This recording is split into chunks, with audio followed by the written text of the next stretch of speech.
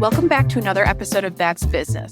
Today's guest, Amber, is a Michigan-based plant-forward culinary entrepreneur and educator and the founder of Cacao Tree Café, an established plant-based cafe in downtown Royal Oak, Michigan.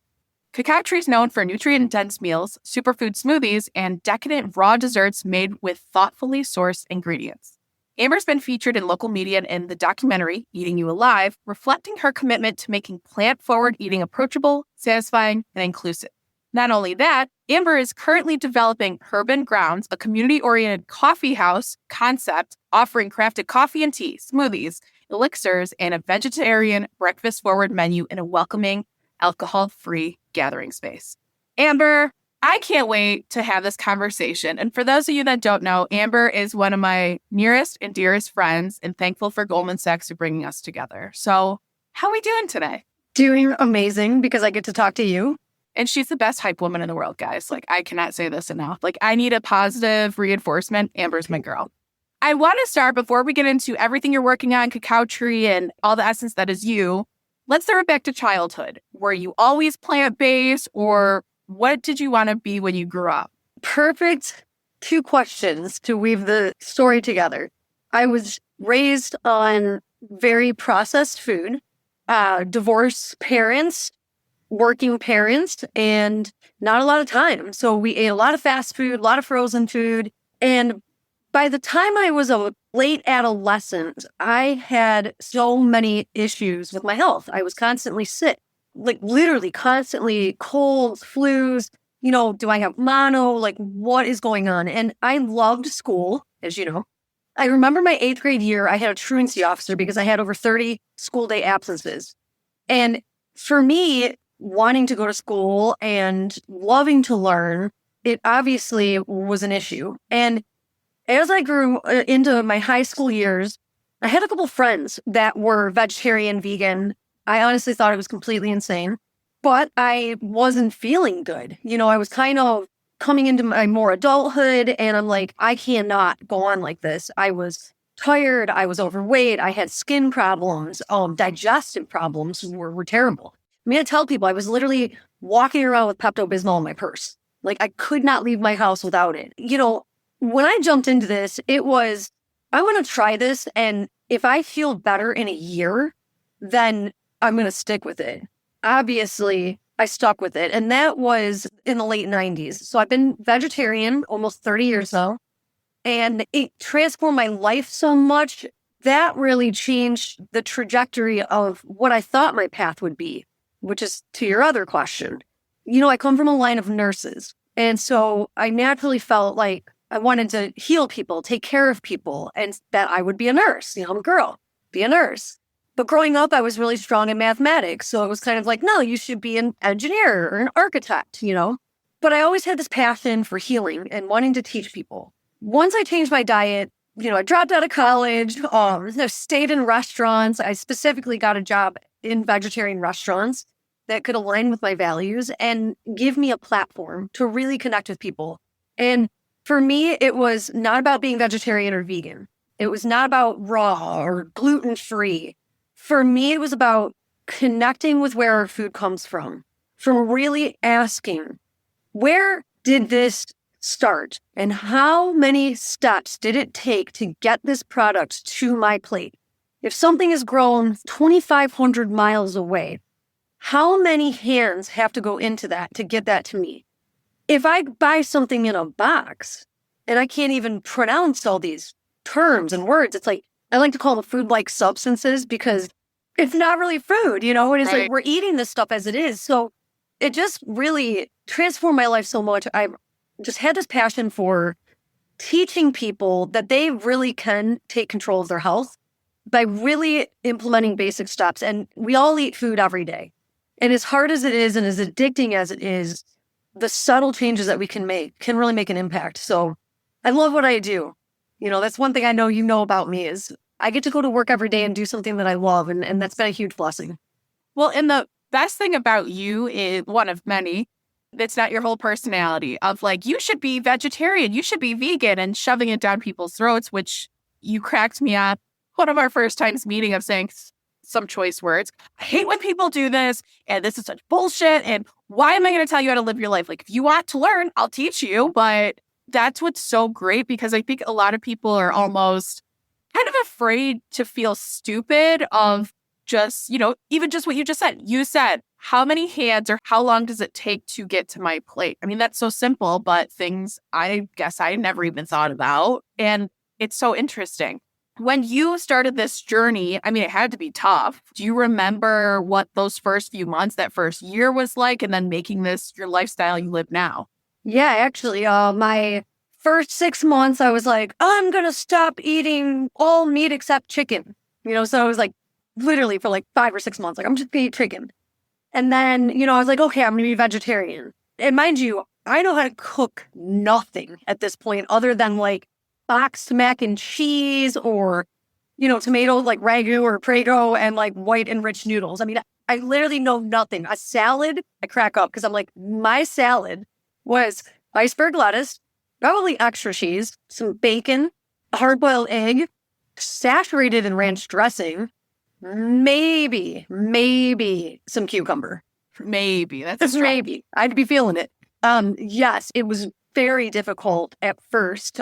I went vegetarian for about, I think it was about a year and a half. And I actually ended up having an adverse effect because I didn't know how to cook and I didn't know how to eat. So I was still eating a lot of fast food. I was eating a lot of processed food, but I was just eliminating the meat.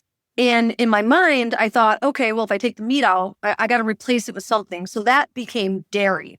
And in my opinion, and I think in the scientific plant-based community, there's enough data and research that, dairy is probably the most inflammatory thing that most people can consume. I mean, it does depend on your genetics and background and things like that, but dairy is pretty toxic compared to meat. So I actually ended up overloading my body with dairy, and I was eating tons of sugar. I remember getting like chocolate milk and donuts. Like, I just like had this clear memory of like, but it's vegetarian. It's vegetarian, right? Yeah. So it was that year and a half into it, I said, I'm going to try this vegan, which in the late 90s, it was a very different meaning on.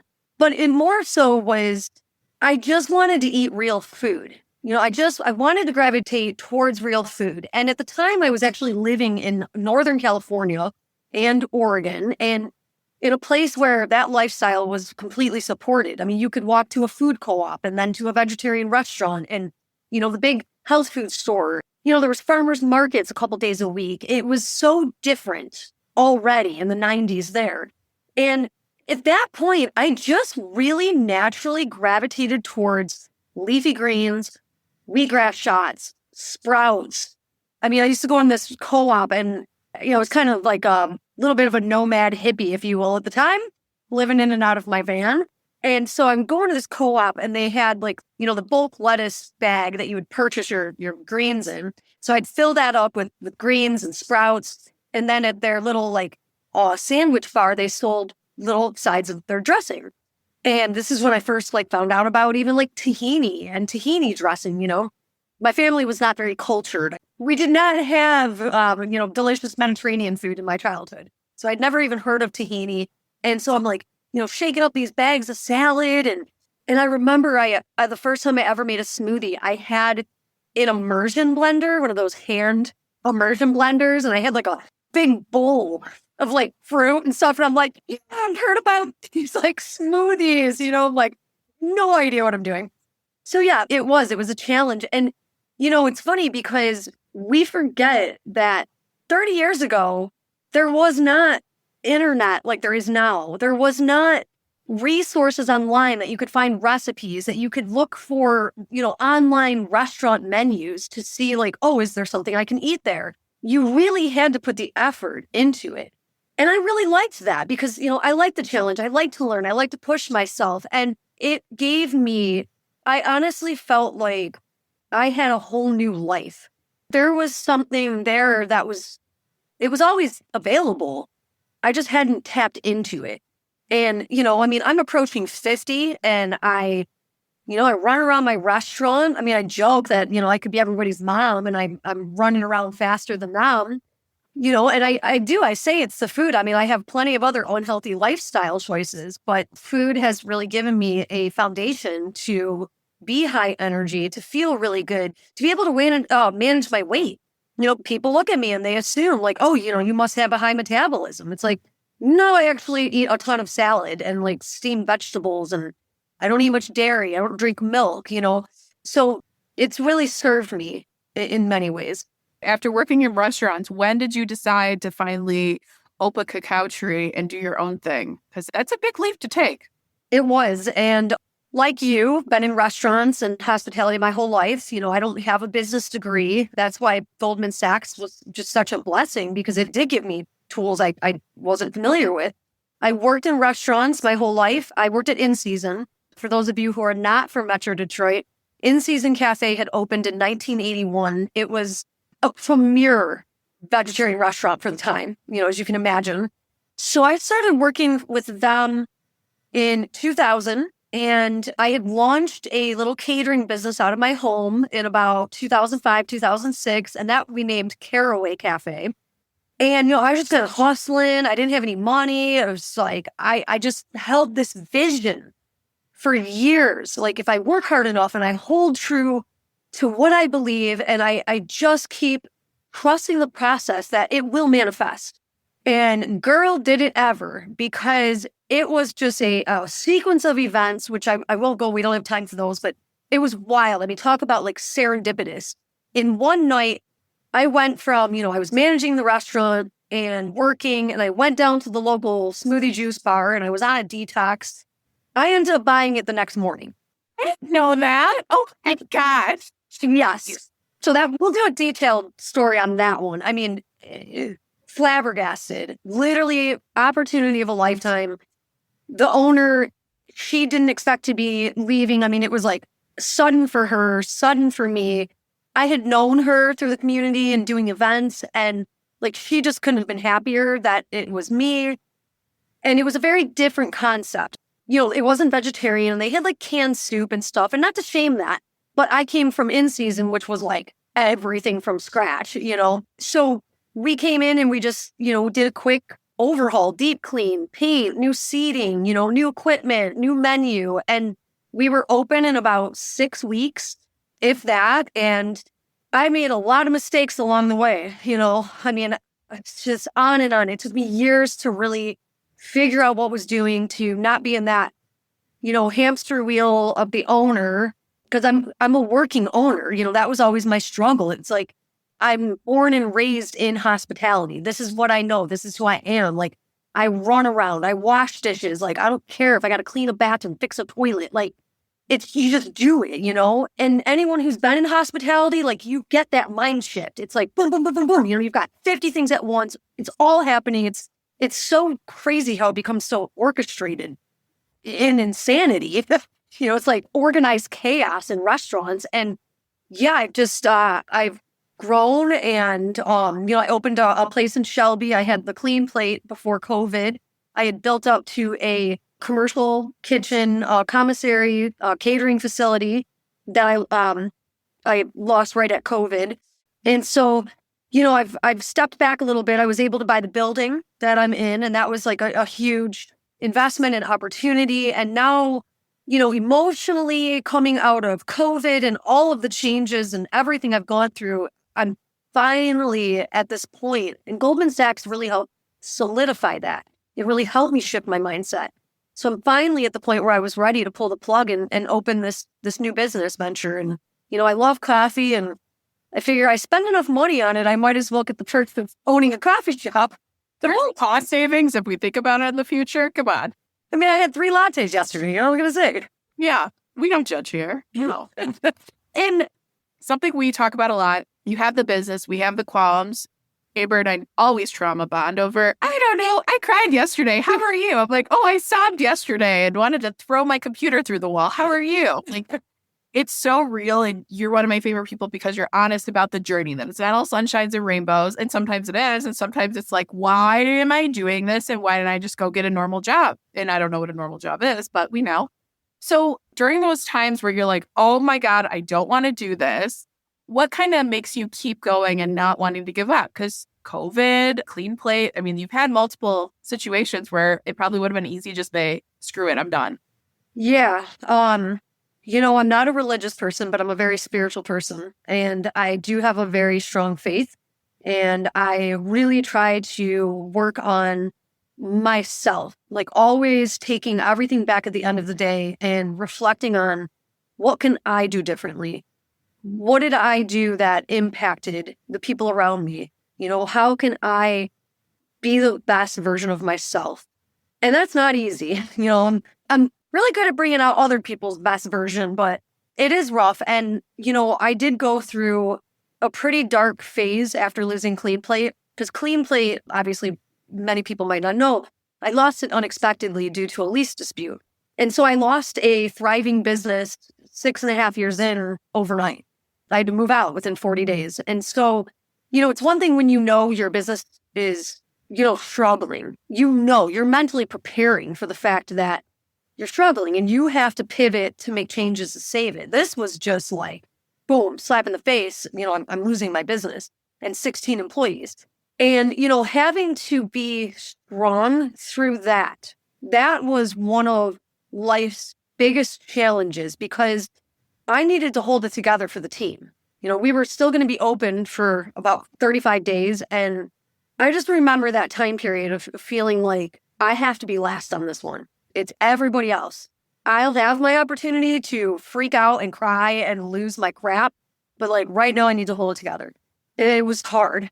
Having that meeting when I found out and, called an emergency meeting to tell my team we were closing it was really hard. But I'm like mom, so I got to be strong for them.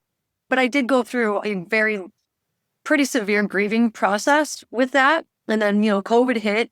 But I think strong women that are out there and that are listening to this, the strong women that came through COVID, it gave us something we didn't have. And that was time for us, time to reflect on our values, to reflect on what makes us happy, what fulfills me, that I cannot continue to serve and give if I don't take care of me. And being at home for 3 months, being like a psycho 90-hour work weekaholic, being at home and being forced to really sit with myself and pivot the businesses and figure out how am I going to survive a pandemic? It really helped put things in perspective. I think COVID for us was such an opportunity for transformation and not defeat. It was an opportunity for growth. And, and I just grabbed it and I ran with it. And it's so hard because you lose your business. I didn't realize you had 16 employees then, and then you're stuck, like you said, to be at home and you have nothing. All you can do is sit and reflect. So you have to. And it was hard, and it's always hard for especially women to go through all that. But, oh my gosh. Now, where in your crazy mind, and I don't think it's crazy, but for those listening may think it's crazy, then you're like, screw it. Let's open another business. So you have Cacao Tree, and now you're like, let's do another one. So how the heck are you managing both at the same time? And it's not open yet, but if you feel comfortable, I'd love for you to share the journey that's been, because it hasn't been a glorious one. Yeah, I'm very good at compartmentalizing. I think it goes back to, at my core, I get to do something I love, like you. It's like right now we're sitting here, we're doing this podcast, right? But at the end of the day, you're working and I'm working. This is part of what we do because we've been able to have the strength and the courage and be willing to take the risks to be entrepreneurs.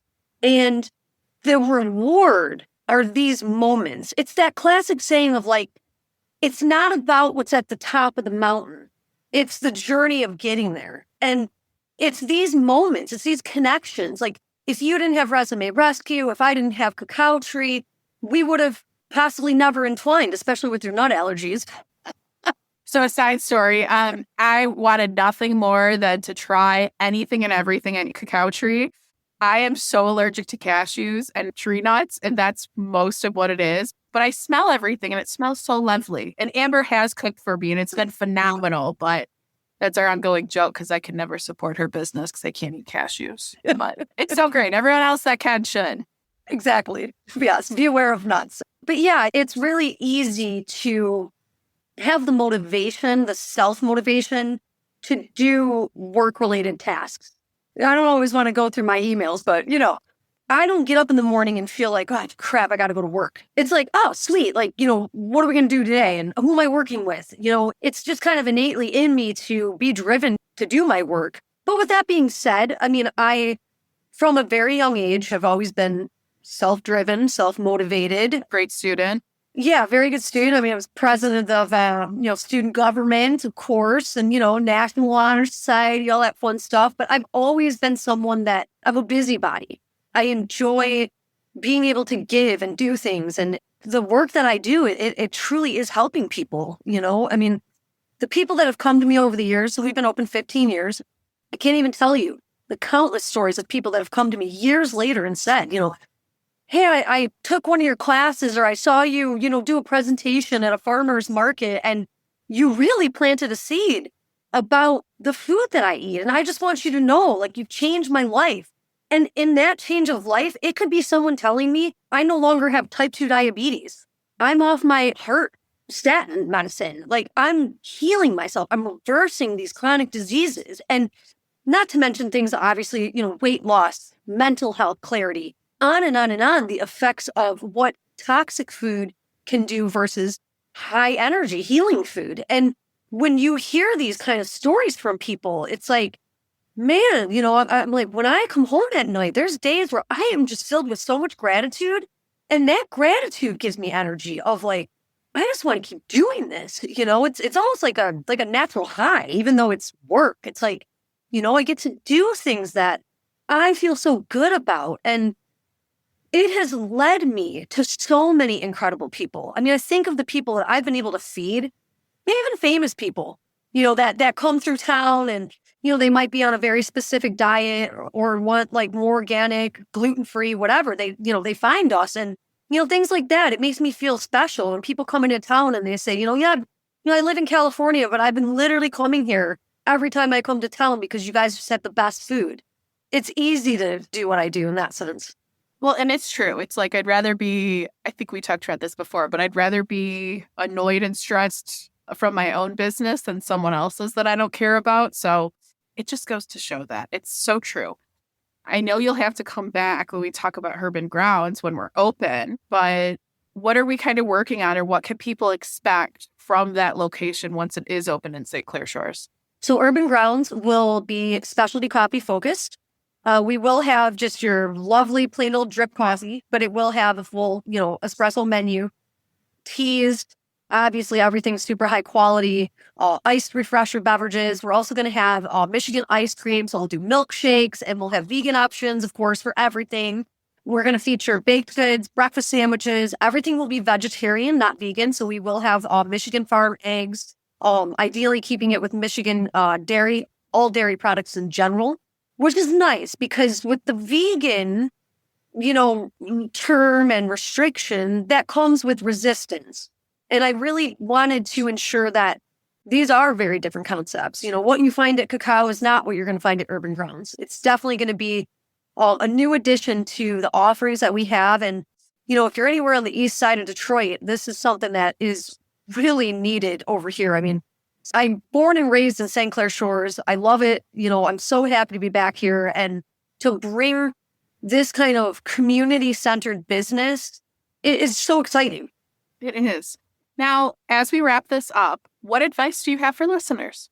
I always like to tell people that if you believe in yourself, you can do anything. If you're willing to work hard and sacrifice, if you just believe in yourself, it is a harsh world.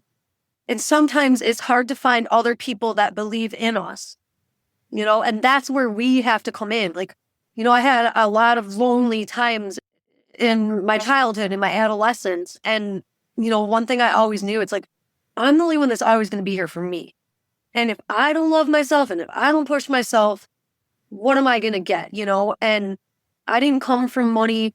I've worked my butt off for everything I have and taken so many risks and tried to save every dollar possible to keep growing. And I have succeeded in ways that if you knew my background and my childhood, most people would have said that I probably would have ended up in jail by the time I was 18.